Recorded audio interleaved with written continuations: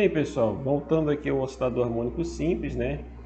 Agora vamos fazer a abordagem clássica, né, do oscilador harmônico simples. Iremos começar com o sistema, né,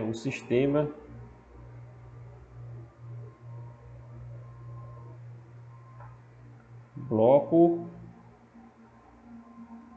mais mola, né?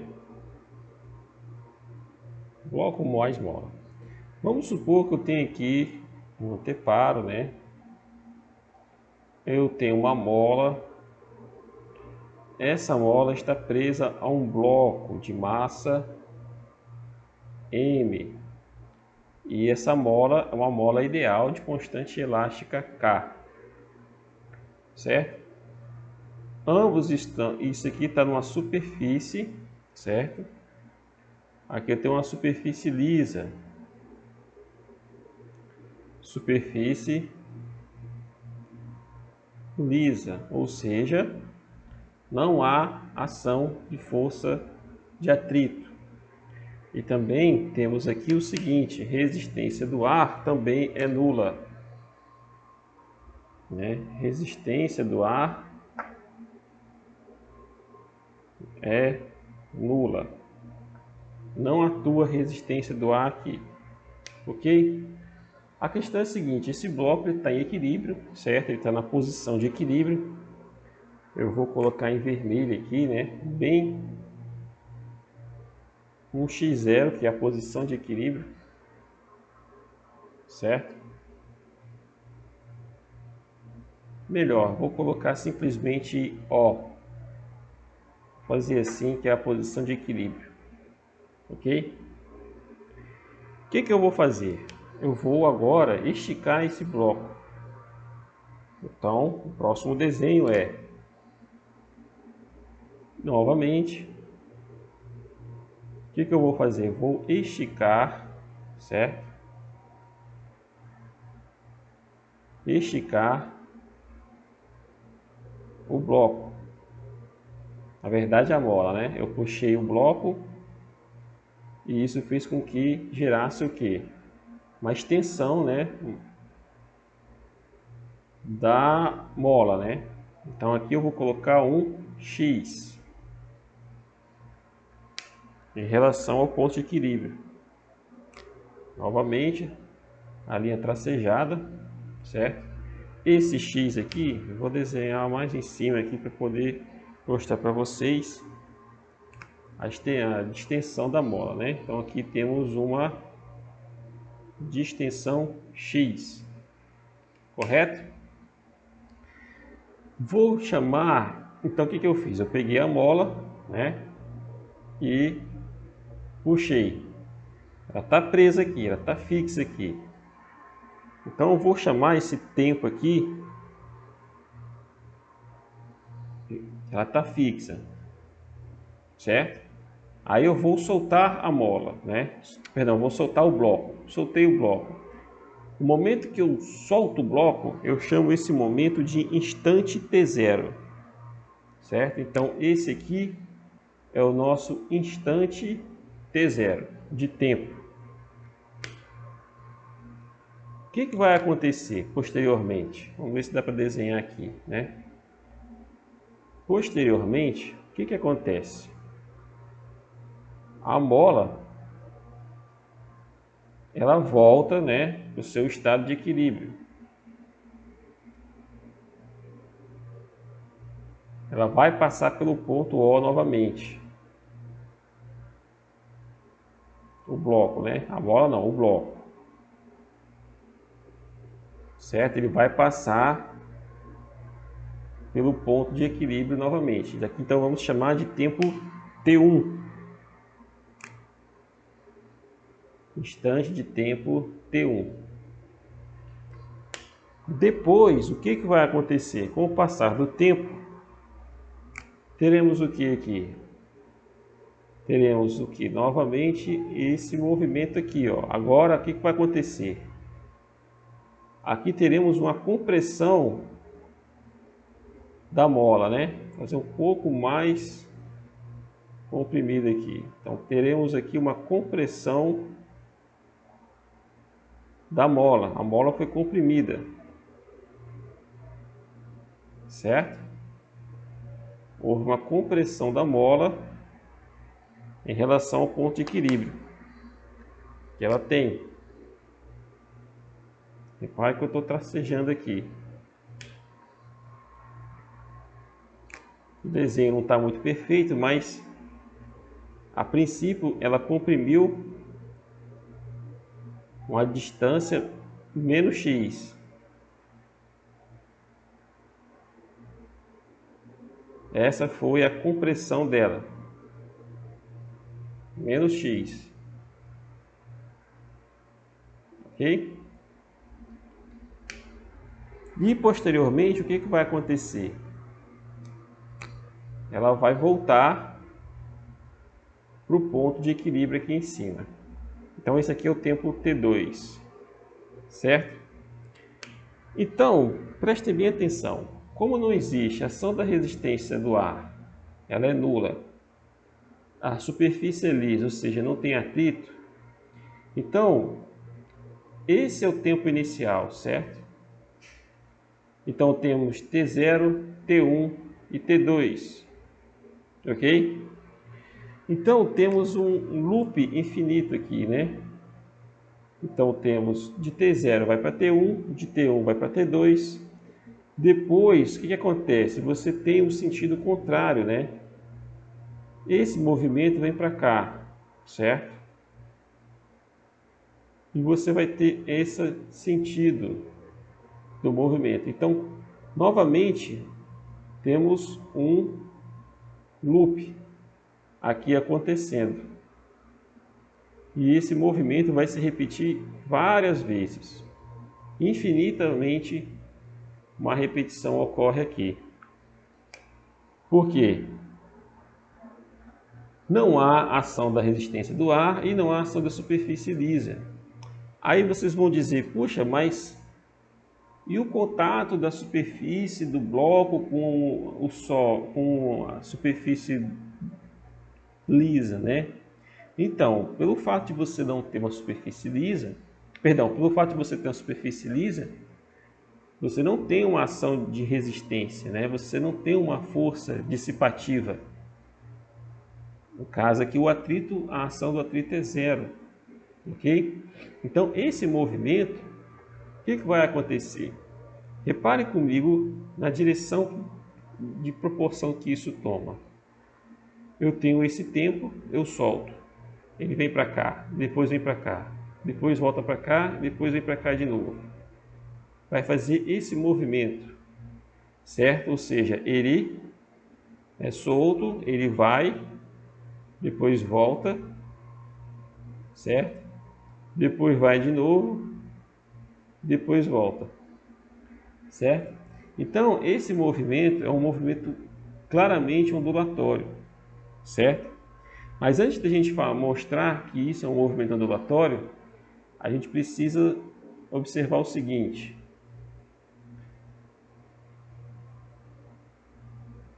Qual é o objetivo aqui desse estudo, né? Qual é o principal objetivo aqui?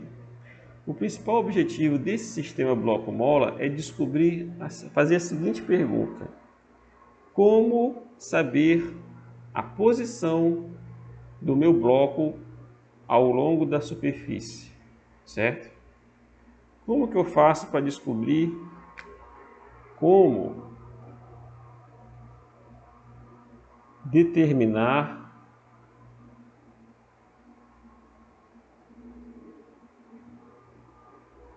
x em função do tempo, né?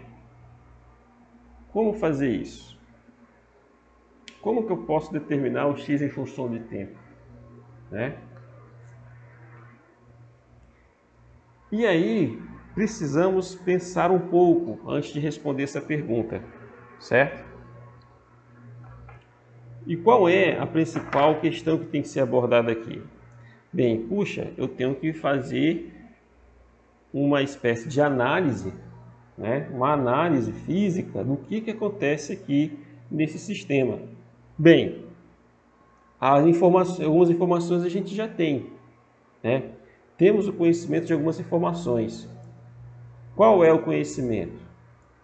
A ação de força dissipativa é zero, é nula. Então, atrito, força de atrito e força de resistência do ar não entra no problema. Então, repare que eu usei o termo força. Então, temos que fazer o quê? Um diagrama de forças. Então, podemos escolher um tempo t qualquer para poder fazer essa análise. Vamos partir do ponto de vista prático, né? Vamos escolher o tempo em que ele é solto, certo? No instante imediatamente após ser solto, na verdade. Então, temos que fazer o que aqui? Um diagrama de forças, né? Um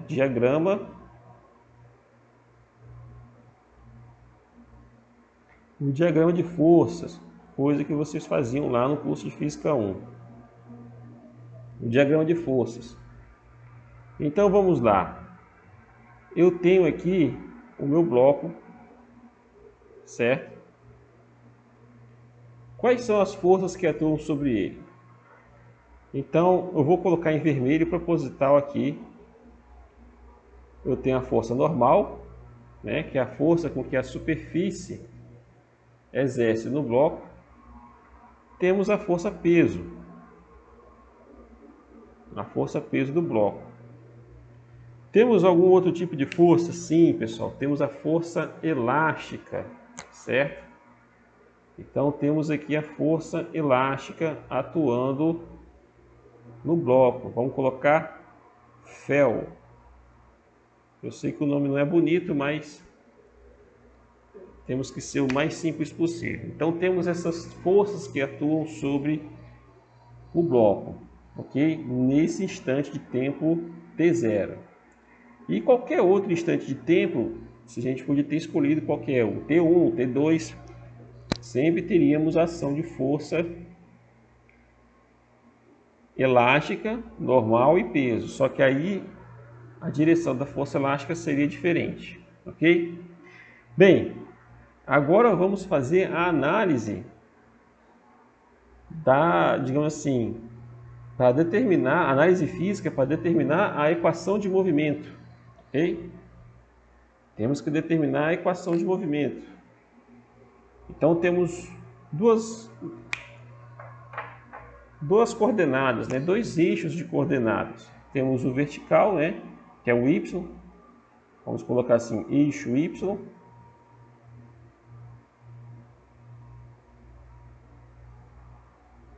Onde no eixo y temos a ação do normal mais a força peso. E isso é zero. Por quê? Porque o bloco não se realiza movimento na vertical, ele só realiza movimento horizontal, certo? Então, o que acontece? A força resultante relacionada à coordenada, aqui eu tenho y, a coordenada y, né, ou o eixo y, digamos assim, é zero. Então, temos que normal mais o vetor peso, o vetor força normal mais o vetor força peso é igual a zero, certo? E agora no eixo x, como é que fica? No eixo x, aí é diferente, temos que a força resultante, Fr, que atua no eixo x, é unicamente devido à ação da força elástica, certo? A ação da força elástica. Repare que isso aqui estamos usando a notação vetorial, ok? Então, pela segunda lei de Newton, né? A segunda lei de Newton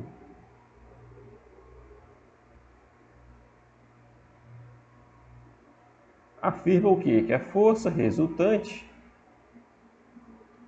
é a massa vezes o vetor a aceleração. E a lei de Hooke, né? Que é a lei da força elástica, afirma o quê? Que a força elástica é menos a constante da mola, certo? Que multiplica quem? Como a gente está colocando o eixo x, né? Vamos colocar eixo x aqui. X, x e x, certo? Então vai ser o quê? A posição da qual ele se encontra. Se isso aqui é um vetor, precisamos ter um caráter vetorial aqui também. Lembre-se que estamos usando o eixo x. Qual é o vetor unitário do eixo x, né? Da dimensão de x? É o unitário i. Certo, pessoal? Então isso aqui é uma coisa que vocês têm que ter já conhecimento, que é algo que foi feito lá na Física 1, ok? Então temos a força elástica, o vetor força elástica e o vetor força resultante, certo? Então temos aqui a relação A, vamos chamar de parênteses I. Aqui tem um I, aqui eu tenho um I2 e aqui eu tenho I3. Pessoal, isso aqui é só uma simbologia para denotar as equações, não tem nada a ver com esse I aqui não, tá? Então vamos substituir, né, o I3, né, o 2i e o i aqui em cima, né? Então como é que vai ficar? Eu tenho o que? Massa, vetor aceleração é igual a menos kx unitário i, certo? O que que eu fiz? Eu peguei o 3 e o 2 e coloquei aqui no 1, certo? Ok? Que é a equação aqui de força, a igualdade de forças no eixo x, certo? E aí chegamos nesse resultado aqui. Muito bem. Agora, como o movimento é unidimensional, não há necessidade da gente ficar carregando essa notação vetorial, então a gente tem que se livrar dela, certo? Repare que temos uma aceleração, ok? Então, é um vetor a aceleração. Então, podemos dizer que o vetor aceleração é a componente dele x, que é o próprio a, vezes o unitário i, certo? Esse a pode ser positivo ou negativo, certo? Não tem nenhum tipo de objeção aqui. Uma variável, é um parâmetro, certo? Pode depender do tempo ou não, ok? Então, vamos pegar agora esse novo conceito aqui, essa nova definição, e vamos colocar aqui na equação de movimento.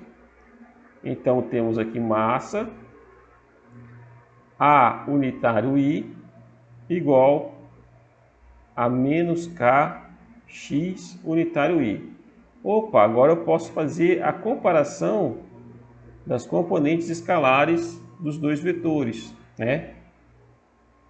Então, agora a gente sai do caráter vetorial e vamos para o caráter escalar.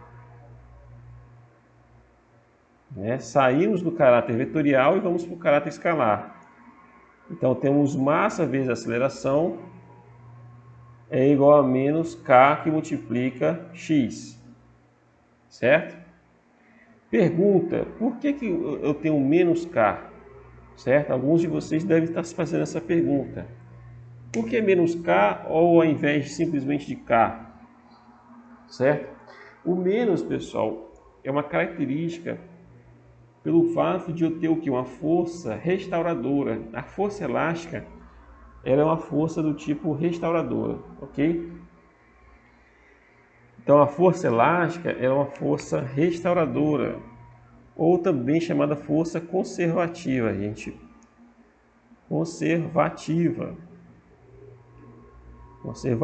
barra restauradora, certo?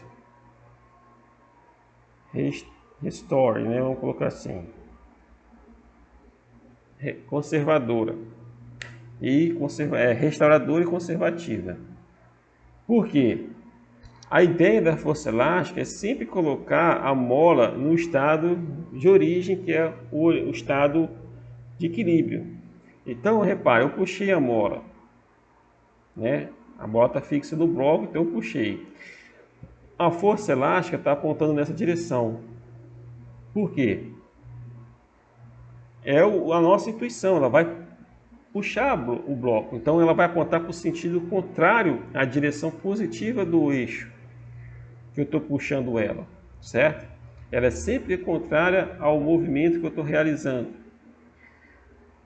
Soltei, né? Então ela vai voltar para o estado de equilíbrio aqui. Por que ela não para aqui? Porque possui uma velocidade. O bloco está imbuído de velocidade. E pela primeira lei de Newton, devido à inércia do bloco, ele vai fazer o quê? Permanecer em movimento, porque não tem nenhuma ação de força dissipativa, certo? Então nesse ponto aqui, ele vai começar, a partir desse ponto aqui, ele vai começar a empurrar a mola, comprimir a mola. Aí a mola vai dizer, não, peraí, cara, volta para lá, né? E aí ele vai empurrar novamente o bloco na direção contrária. Ou seja, a força elástica vai atuar da esquerda para a direita. Por quê? Porque eu estou tendo uma compressão da mola. Se eu estou tendo a compressão da mola, esse meu x aqui é negativo. Então, negativo com negativo dá o quê? Dá positivo. Por que positivo? Porque vai apontar da esquerda para a direita, que é o sentido positivo da orientação do eixo horizontal, certo? Por isso que é importante ter o sinal negativo, certo? Então, o que acontece agora? Vou escrever A, lembre da notação, A, na verdade, é o quê? É uma derivada segunda da posição x em relação ao tempo. Ou podemos escrever usando a seguinte notação. A é x dois pontos, onde o ponto, os dois pontos significa a derivada segunda em relação ao tempo. Então, consequentemente, a gente pode escrever isso aqui, ó. Massa x dois pontos, certo?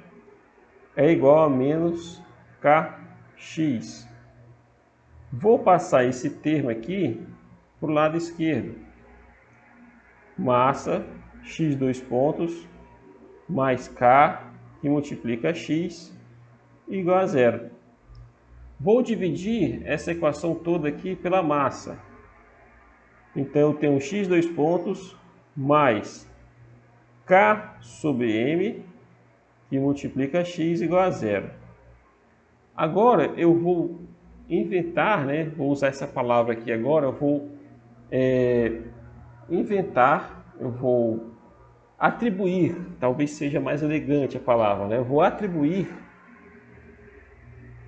isso aqui, ômega zero ao quadrado é igual a k sobre m. E aí eu vou pegar esse termo e substituir aqui, ó. Bem aqui onde tem o k sobre m. Tá vendo aqui o k sobre m? Então, finalmente, eu chego na seguinte relação. Eu vou ter x dois pontos mais ômega zero ao quadrado, que multiplica x igual a zero. Essa aqui, pessoal, que eu vou colocar um destaque, é a equação do oscilador harmônico simples, a equação de movimento, certo? É a equação de movimento do oscilador harmônico simples. Bem, vamos fazer uma pausa e no próximo vídeo vamos investigar a fundo esse ômega zero ao quadrado, né? Quem é ele? E vamos investigar mais a fundo a equação de movimento. Ok? Um abraço e até o próximo vídeo.